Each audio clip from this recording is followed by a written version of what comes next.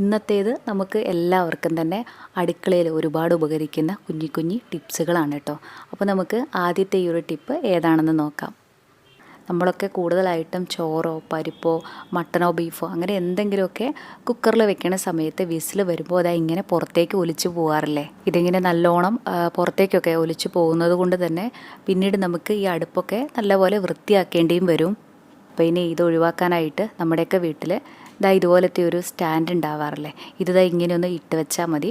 ഇനി എത്ര വിസിൽ വന്നാലും ഈ ഒരു റിങ്ങിനുള്ളിലായിട്ട് മാത്രമാണ് ഈ വെള്ളമൊക്കെ നിൽക്കുകയുള്ളൂ, പുറത്തേക്ക് ഒട്ടും തന്നെ ഒലിച്ചു പോവില്ല കേട്ടോ. ഇനി അടുത്തതായിട്ട് നമ്മളൊക്കെ എപ്പോഴും ഈസ്റ്റൊക്കെ കടയിൽ നിന്ന് വാങ്ങിക്കല്ലേ ചെയ്യുക. ഇനി ഈസ്റ്റൊക്കെ നമ്മുടെ കയ്യിലില്ലാത്ത സമയത്ത് എങ്ങനെയാണ് വീട്ടിൽ തന്നെ തയ്യാറാക്കണമെന്ന് നോക്കാം.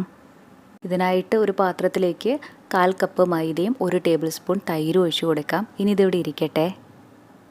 ഇനി ഒരു ഗ്ലാസ്സിലേക്ക് ഇളം ചൂടുള്ള 1/2 കപ്പ് വെള്ളം ഒഴിച്ചു കൊടുക്കാം. നമ്മൾ ഈ ഒഴിച്ചു കൊടുക്കുന്ന വെള്ളത്തിന് ചെറിയൊരു ചൂടുണ്ടാവാനായിട്ട് പ്രത്യേകം ശ്രദ്ധിക്കണേ. ഇനി ഇതിലേക്ക് 1.5 ടേബിൾ സ്പൂൺ പഞ്ചസാരയും കൂടെ ചേർത്തിട്ട് ഈ പഞ്ചസാരയൊക്കെ അലിഞ്ഞു വരണ വരെ ഇളക്കി കൊടുക്കാം. ഇനി ഇതിലേക്ക് 1 ടേബിൾ സ്പൂൺ തേനും കൂടെ ഒഴിച്ചു കൊടുത്തിട്ട് നല്ലപോലെ ഒന്ന് യോജിപ്പിച്ച് കൊടുക്കാം. ഇനി ഈ ഒരു വെള്ളം ഒഴിച്ച് കൊടുത്തിട്ടാണ് നമ്മൾ നേരത്തെ മാറ്റി വെച്ചിട്ടുണ്ടായിരുന്ന മൈദയുടെയും തൈരിൻ്റെയും ആ ഒരു കൂട്ടില്ലേ, ഇത് കലക്കിയെടുക്കണത്.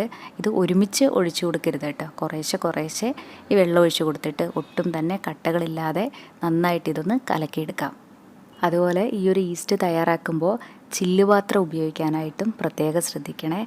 ഈ ഒരു കൺസിസ്റ്റൻസിയിൽ നമ്മുടെ ദോശമാവിനെയും കഴിഞ്ഞും കുറച്ചും കൂടെ ലൂസായിട്ടുള്ള പാകത്തിലാണ് ഇതിരിക്കുക. ഇനി ഇതൊന്ന് മൂടി വെച്ച ശേഷം 24 മണിക്കൂർ നേരം റെസ്റ്റ് ചെയ്യാനായിട്ടൊന്ന് മാറ്റി വയ്ക്കാം. ഇതിനി നല്ല ചൂടൊക്കെയുള്ള സ്ഥലത്ത് മാറ്റി വയ്ക്കാനായിട്ട് പ്രത്യേകം ശ്രദ്ധിക്കണേ. നല്ല തണുപ്പൊക്കെയുള്ള സ്ഥലമാണെങ്കിൽ 24 മണിക്കൂർ പോരാ, കുറച്ച് കൂടുതൽ സമയമെടുക്കും നമുക്കിത് നന്നായിട്ട് കിട്ടാനായിട്ട്. ഞാനിത് മാറ്റി വെച്ചിട്ട് 24 മണിക്കൂർ കഴിഞ്ഞു. ഇനി ഇത് തുറക്കാം. ഇതിലിപ്പോൾ നിറയെ കുഞ്ഞി ബബിൾസൊക്കെ വന്നിട്ടുണ്ടാവും. ഇനി ഇത് നല്ലപോലെ ഒന്ന് ഇളക്കി കൊടുത്താൽ മാത്രം മതി. അപ്പോൾ ഇത്രയേ ഉള്ളൂ ഈ ഹോം മെയ്ഡ് ഈസ്റ്റ്.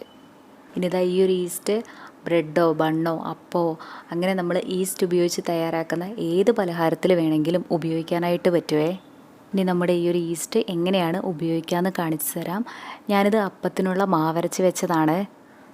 ഇനി നമ്മുടെ ഈ ഒരു ഈസ്റ്റിൽ നിന്നും 5 ടേബിൾ സ്പൂൺ ഈസ്റ്റാണ് ഈ ഒരു മാവിലേക്ക് ഒഴിച്ചു കൊടുക്കുന്നത്. ഇത് നമ്മുടെ സാദാ ഈസ്റ്റ് പോലെയല്ല കേട്ടോ. കുറച്ച് കൂടുതൽ അളവിൽ നമ്മൾ ഒഴിച്ചു കൊടുത്താലാണ് ഈ മാവ് നന്നായിട്ട് പതഞ്ഞ് നമുക്ക് കിട്ടുള്ളൂ. ഇനി ഈ ബാക്കിയുള്ള ഈസ്റ്റില്ലേ, ഇത് നമുക്ക് ഫ്രിഡ്ജിലെടുത്ത് വെക്കാം കേട്ടോ. ഒരാഴ്ച വരെ ഉപയോഗിക്കാനായിട്ട് പറ്റും. ഇനി ഈ മാവ് നമ്മൾ സാധാരണ അപ്പത്തിന് വെക്കണ പോലെ തന്നെ മൂടി വയ്ക്കാം. ഞാൻ രാത്രിയിലാണ് ഈ ഒരു മാവരച്ച് വെച്ചത്. രാവിലെ ആയപ്പോഴേക്കും നന്നായി തന്നെ പതഞ്ഞ് വന്നിട്ടില്ലേ. ഇനി ഈസ്റ്റൊക്കെ വീട്ടിൽ തീർന്നു പോയാലോ അല്ലെങ്കിൽ വാങ്ങിക്കാനായിട്ട് പറ്റാത്ത സമയത്തൊക്കെ ഇതുപോലൊന്ന് ഈസ്റ്റ് വീട്ടിൽ തയ്യാറാക്കി വെച്ചാൽ മതി കേട്ടോ. ഇനി അടുത്തതായിട്ട് നമ്മുടെയൊക്കെ വീട്ടിലെ ഗ്യാസ് സിലിണ്ടറിലെ ഇതിൽ ഇതുപോലത്തെ ഒരു സേഫ്റ്റി ഡിവൈസ് കൂടെ നമ്മൾ കണക്ട് ചെയ്ത് വെക്കുവാണെങ്കിൽ നന്നായിരിക്കും.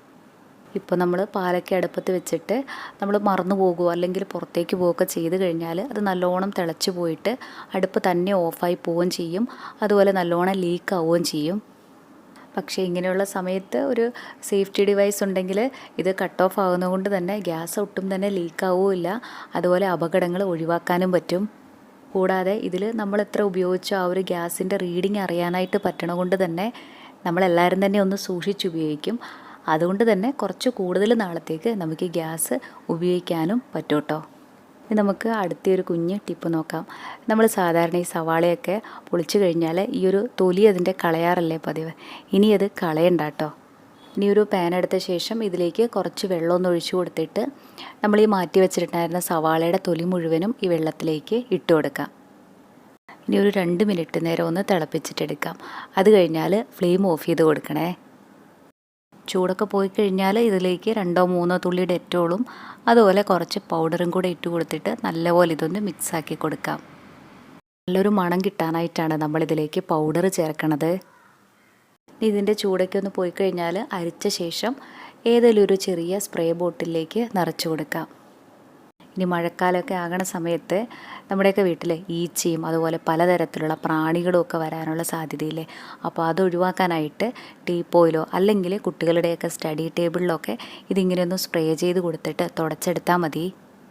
നമ്മളത് ഇതുപോലെ ചെയ്യുവാണെങ്കിൽ ഈച്ചയോ പ്രാണിയോ അങ്ങനെ ഒന്നും തന്നെ വന്നിരിക്കില്ല. അതുപോലെ ഇതിലേക്ക് കുറച്ച് പൗഡറും കൂടെ ചേർത്ത് കൊടുത്തുകൊണ്ട് തന്നെ നല്ലൊരു സ്മെല്ലും ഉണ്ടാവും. അതുപോലെ പല്ലിയൊക്കെ വരണ സ്ഥലത്ത് ഇത് സ്പ്രേ ചെയ്ത് കൊടുക്കുവാണെങ്കിൽ പല്ലികൾ പിന്നെ വരില്ല കേട്ടോ. പിന്നെ കർട്ടൻ്റെയൊക്കെ പുറകിലായിട്ട് കൊതുകുകളോ ഏതെങ്കിലുമൊക്കെ പ്രാണികളോ ഒക്കെ വന്നിരിക്കാറുണ്ടെങ്കിൽ അത് വരാതിരിക്കാനായിട്ട് ഇതൊന്ന് സ്പ്രേ ചെയ്ത് കൊടുത്താൽ നല്ലതാണ്. ഇനി നമുക്ക് അടുത്തൊരു കുഞ്ഞ് ടിപ്പ് നോക്കാം. നമ്മളിതുപോലെ കപ്പലണ്ടിയൊക്കെ നേരിട്ട് എടുത്തു വയ്ക്കുവാണെങ്കിൽ കുറച്ച് കഴിയുമ്പോൾ അത് പൂത്തു പോകാനുള്ള സാധ്യതയുണ്ട്. അപ്പോൾ പൂപ്പലൊക്കെ ഉണ്ടാവാതിരിക്കാനായിട്ട് ഇത് 2-3 മിനിറ്റ് നേരം ഒന്ന് റോസ്റ്റ് ചെയ്തെടുത്ത ശേഷം ചൂടൊക്കെ ഒന്ന് പോയിട്ട് എടുത്തു വയ്ക്കുവാണെങ്കിൽ കുറച്ചധികം നാളത്തേക്ക് ഇത് കേടുവരാതിരിക്കും കേട്ടോ. അപ്പോൾ അതാ ഇത്രയേ ഉള്ളൂ നമ്മുടെ ഈ കുഞ്ഞു ടിപ്സുകൾ. ഇതിൽ മിക്കതും തന്നെ നിങ്ങൾക്കൊക്കെ അറിയണതായിരിക്കാം. എന്നാലും ഏതെങ്കിലുമൊക്കെ നിങ്ങൾക്ക് ഉപകാരപ്രദമാണെന്ന് തോന്നുവാണെങ്കിൽ ലൈക്ക് ചെയ്യാനും കമൻറ്റ് ചെയ്യാനും നമ്മുടെ ഈ ചാനൽ സബ്സ്ക്രൈബ് ചെയ്യാനും മറക്കല്ലേ കേട്ടോ. താങ്ക്